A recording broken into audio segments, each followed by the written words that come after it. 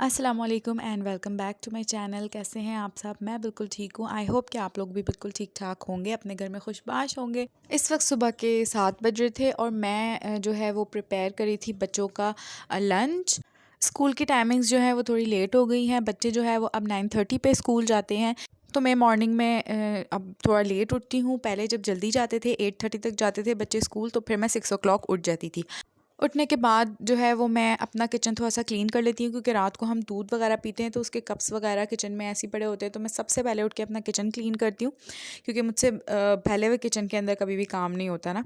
बच्चों को आज लंच में मैंने देना था फ्रेंच टोस्ट, तो यहाँ पे मैं फ्रेंच टोस्ट बनाने की तैयारी कर रही हूँ। उसका जो बैटर था वो रेडी कर रही थी। फ्रेंच टोस्ट तो सबको ही बनाने आते हैं, बहुत बेसिक सी रेसिपी होती है इसकी। आजकल सर्दी इतनी हो गई है कि सर्दी की वजह से कोई काम करने का दिल नहीं चाह रहा। मेरा तो दिल चाहता है कि बस मैं हीटर के आगे मुंह दे के बैठी रहूँ ना।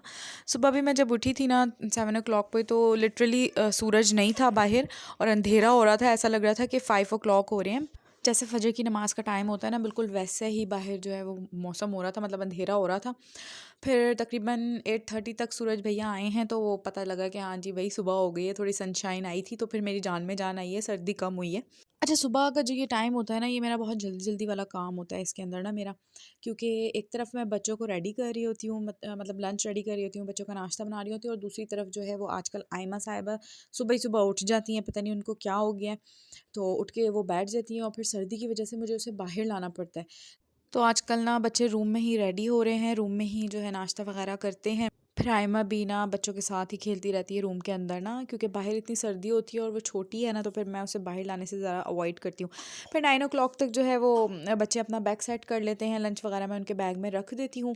तो फिर 9:30 तक बच्चे स्कूल चले जाते हैं मेरे। अच्छा, आज जो है वो फ्राइडे था, तो मैंने ना लंच थोड़ा कम ही दिया था बच्चों को, क्योंकि हाफ डे होता है, 12 o'clock तक आ जाते हैं बच्चे। तो इसलिए मैंने ना लंच थोड़ा सा ही दिया था। घर आके फिर बच्चे जो है वो खा लेते हैं, क्योंकि जब भी बच्चे आते हैं तो फिर हमारे नाश्ते का टाइम होता है, तो फिर मैं बच्चों को कुछ ना कुछ दे देती हूँ बना के ना। तो इसीलिए मैं फ्राइडे को ना इतना ज़्यादा लंच नहीं देती। कुछ भी मतलब हल्का फुल्का सा दे देती हूँ ना बच्चों को लंच में। अच्छा जी, आज जो है वो मैंने सोचा था आज मैं बनाऊंगी ब्रेकफास्ट के अंदर हलवा पूरी, क्योंकि मेरा बड़ा ही दिल चाह रहा था रिसेंटली ना हलवा पूरी खाने का। और जब हम उठते हैं तकरीबन 11-12 बजे तक, तो यहाँ पे हलवा पूरी ख़त्म हो गई होती है, मिलती नहीं है, और अगर मिलती भी है ना तो अच्छी नहीं मिलती। तो मैंने सोचा था कि मैं ना घर में बनाऊंगी ना आज हलवा पूरी, तो देखती हूँ कैसी बनती है, अच्छी बनती है कि नहीं बनती ना। अच्छा, यहाँ पे हादी जो थे वो थोड़े से सैड हो रहे थे, क्योंकि बहुत दिनों बाद स्कूल जा रहे थे ना। तो हादी का फर्स्ट डे था वेकेशंस के बाद स्कूल जाने का। और यहाँ पे जी आयमा साहिब भी बैठी हुई हैं यहाँ पे, और बैठ के देख रही हैं कि ये कहाँ जा रहे हैं ना। तो फिर बच्चे स्कूल चले गए थे और मैं आ गई थी किचन में दोबारा से। यहाँ पे मैं बना रही हूँ अपने लिए वेट लॉस ड्रिंक, मतलब ड्रिंक नहीं कहें, सिंपल इसको पानी कह सकते हैं आप, डिटॉक्स वाटर कह सकते हैं। तो यहाँ पे मैंने हाफ़ टी स्पून ज़ीरा लिया था और हाफ़ टी ही स्पून जो मैंने लिया था मेथी दाना। मैं इन दोनों को पीने से आधे घंटे पहले गर्म पानी के अंदर, मतलब अच्छा खासा गर्म पानी होता है, तो उसके अंदर मिक्स करके ढक के रख देती हूँ। और फिर आधे घंटे बाद जो है वो मैं मॉर्निंग में खाली पेट जो है वो इसको पीती हूँ ना। तो आजकल मैंने ये शुरू किया हुआ है अपना, यानी कि ना वेट कम करने के लिए। मैंने देखा था कुछ लोग इसको ट्राई कर रहे थे, तो उससे बहुत उनको फ़ायदा हुआ था, मतलब उनका वेट जो है वो कम हुआ था। तो जब तक मेरा वाटर रेडी हो रहा था, तो मैंने कहा चलो जल्दी से मैं पूरियों के लिए आटा गूंद लेती हूँ। यहाँ पे मैंने लिया है मैदा, और मैदे के अंदर सिर्फ मैंने ना थोड़ा सा नमक डाला है, और उसके बाद मैं इसको लूक वार्म वाटर के साथ गूंद रही हूँ अच्छी तरीके से। जब तक मैं आटा गूंद रही हूँ, तो आप लोग जो है वो मेरे चैनल को सब्सक्राइब कर लीजिए। जो लोग मेरे चैनल पे न्यू है और जिन्होंने सब्सक्राइब नहीं किया हुआ, प्लीज़ मेरे चैनल को सब्सक्राइब कर लीजिए और बेल आइकन को ज़रूर प्रेस किया कीजिए, ताकि आपको मेरे आने वाली जो न्यू अपडेट्स हैं वो मिल सकें। अच्छा जी, आटा जो है वो मैंने गूंद लिया है ऑलमोस्ट, और इसको मैंने बहुत सॉफ्ट गूंदा है, मतलब इतना सॉफ्ट गूंदना था कि अगर मैं इसको हाथ में पकड़ूँ ना तो वो नीचे मतलब स्ट्रेच करे आटा ना। अच्छा, उसके बाद यहाँ पे मैं पहले मसाले निकाल रही थी तरकारी के, जो आलू वाली तरकारी होती है जो बाज़ार में मिलती है ना। तो उसके लिए यहाँ पे मैंने बहुत ही लिमिटेड से मसाले लिए हैं, बेसिक से। अच्छा, आजकल मेरे साथ पता है क्या हो रहा है, मैं ना जल्दी जल्दी में ना कोई मसाला डालना ही भूल जाती हूँ ना। जल्दी जल्दी मैं ऐसी बॉक्सेस में से मसाले निकाल के डाल देती हूँ, और जब खाना वाना बन जाता है फिर एंड में मुझे याद आता है, अच्छा वो वाला मसाला तो मैंने ऐड ही नहीं किया था। तो अब ना मैं प्लेट के अंदर ना सारे खट्टे मसाले निकाल लेती हूँ ताकि मैं कोई मसाला भूलूँ ना। अब यहाँ पे मैंने जो है वो मसाला जो लिए हैं इसके अंदर डालने के लिए कुटी हुई मिर्च, ज़ीरा, हल्दी, मेथी दाना है थोड़ा सा, कलौंजी थी और नमक हस्बे ज़ायका। बस ये सारी चीज़ें थी, मतलब मसाले थे जो इसमें जाने थे। आलू जो है वो मैंने पहले से ही बॉईल करने रख दिए थे। यहाँ पे मैंने एक फ्राइंग पैन लिया है, उसके अंदर मैं आलूओं को जो है थोड़ा सा मैश कर रही हूँ। आधे आलू जो है वो मैं मैश कर लूँगी फोक के साथ और आधे जो है वो मैं पीसेस छोड़ दूँगी। जैसे बाज़ारों में तरकारी मिलती है उसके छोटे छोटे से पीसेस उसके अंदर होते हैं आलू के ना। अब इसके अंदर मैं सारे मसाले ऐड कर दूँगी साथ ही इसके अंदर मैं डाल दूँगी पानी, क्योंकि इसके अलावा इसके अंदर ऑयल वगैरह कुछ भी नहीं जाता। और अच्छा, इसके अंदर मैं धनिया डालूँगी साबित, लेकिन जब इसके अंदर एक बॉयल आ जाएगा तब। उसके बाद मैंने इसको पकने के लिए रख दिया था। इसके अंदर बस अब आपने कुछ भी नहीं डालना। और हलवा जो है वो मैंने यहाँ सुबह सुबह प्रिपेयर कर लिया था जब बच्चे चले गए थे। अब इसके अंदर मैंने डाला है साबित धनिया और इसको अब हमने इतना पकाना है कि जो है ये इसकी जो ग्रेवी है थोड़ी सी थिक हो जाए। अच्छा, शादी से पहले ना लिटरली मैंने कभी कोई ऐसे काम नहीं किया ना। अच्छा, बंदा सोचता नहीं है शादी से पहले कि हम इस तरह शादी के बाद जो है वो बिल्कुल चेंज हो जाएंगे, क्योंकि घर में माशाल्लाह से फूफो वगैरह होती थी, मम्मा होती थी, तो सारे काम वो ही करती थी मेरे। और ज़्यादा से ज़्यादा बस मैं घर में रोटी बनाती थी। लेकिन वो कहती है ना कि शादी के बाद आपको हर काम खुद करना पड़ता है।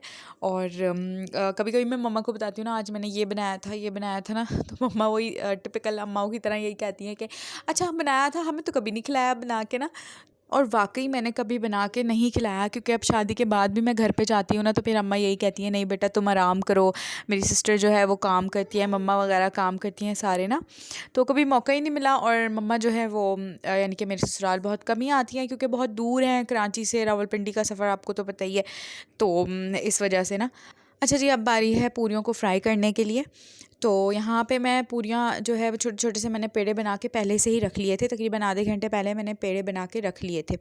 अच्छा, फिर पेड़े के ऊपर मैंने थोड़ा सा ऑयल लगा के ना उसको हाथ से ही बड़ा कर लिया, क्योंकि आटा जो है वो इतना सॉफ्ट था कि उसको बेलने की ज़रूरत ही नहीं थी ना। तो उसके बाद यहाँ पे मैंने पूरियाँ फ्राई की हैं, बट मेरी पूरी जो है वो फूली नहीं ना। अच्छा, कुछ कुछ बीच में फूल गई थी पूरियाँ, लेकिन खैर है, कोई बात नहीं ना। अब हम इतने तो एक्सपर्ट नहीं हैं जैसे बाज़ारों वाली पूरियाँ बने बिल्कुल ना, लेकिन मतलब बिल्कुल वैसी ही बनी थी पूरियाँ, लेकिन फूली नहीं थी, बट बीच में से थोड़ी थोड़ी फूल गई थी। अच्छा, आजकल ना मुझे बड़ा ही जोश चढ़ा हुआ है, हर फ्राइडे ना कोई न्यू डिश जो है वो ट्राई करती हूँ। जैसे इस फ्राइडे मैंने हलवा पूरी बनाई थी। अब नेक्स्ट फ्राइडे के लिए ना मैंने सोचा था मैं लाहौरी चने बनाऊँगी घर में ना। अच्छा, बड़ी बुढ़ियाँ कहती हैं कि मियाँ के दिल पर राज करने का जो रास्ता है ना वो उसके पेट से जाता है। तो भाई अपने अपने मियाँओं को अच्छे अच्छे खाने बना के खिलाते रहो और अपनी सारी बातें ना मियाँ से मनवाते रहो ना। तो यहाँ पे सब खा चुके थे और यहाँ पे मैं अपना नाश्ता कर रही थी। नाश्ता करने के बाद मैंने आयमा को सुला दिया था और उसके बाद मैं आ गई थी किचन में, क्योंकि हम हाउसवाइफ का जो एक्चुअल घर होता है वो किचन ही होता है। 24 आवर्स जो है वो अपने किचन में ही रहते हैं।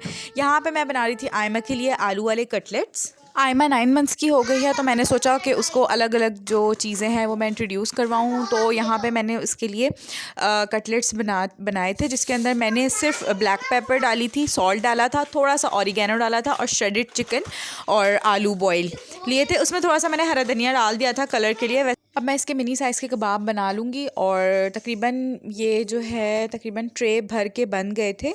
अच्छा, ये बनाते हुए ना मैं सोची थी कि पता नहीं आयमा खाएगी नहीं खाएगी, क्योंकि आयमा को ना अभी तक मीठा ही मैंने इंट्रोड्यूस करवाया है, मीठी चीज़ें ही खाती है, जैसे दलिया, सूजी हो गई या फिर ब्रेड वगैरह हो गई।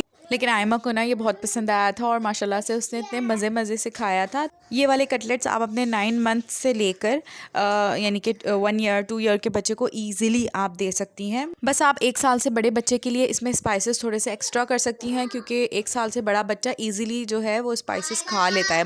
अच्छा, बस इसमें मसला ये था कि आयमा को जो है वो पोटैटो से कॉन्स्टिपेशन हो जाती है, तो मैं ये वाले कटलेट्स आयमा को एक दिन छोड़ के एक दिन देती हूँ, बीच में कुछ ना कुछ देती रहती हूँ और साथ में कॉलिक ड्रॉप्स दे देती हूँ खिलाने के बाद ना। तो फिर आयमा का जो टमी है वो बिल्कुल ठीक रहता है, उसको कॉन्स्टिपेशन नहीं होती। तो ये था जी आज का व्लॉग। अगर आपको मेरी वीडियोज़ अच्छी लगती हैं तो फिर मेरे चैनल को लाइक, शेयर एंड सब्सक्राइब ज़रूर कीजिएगा, इससे मुझे बहुत ज़्यादा मोटिवेशन मिलती है। और मिलते हैं नेक्स्ट वीडियो में, जब तक के लिए अल्लाह हाफ़िज़। अपना बहुत ज़्यादा ख्याल रखिएगा, मुझे दुआओं में याद रखिएगा।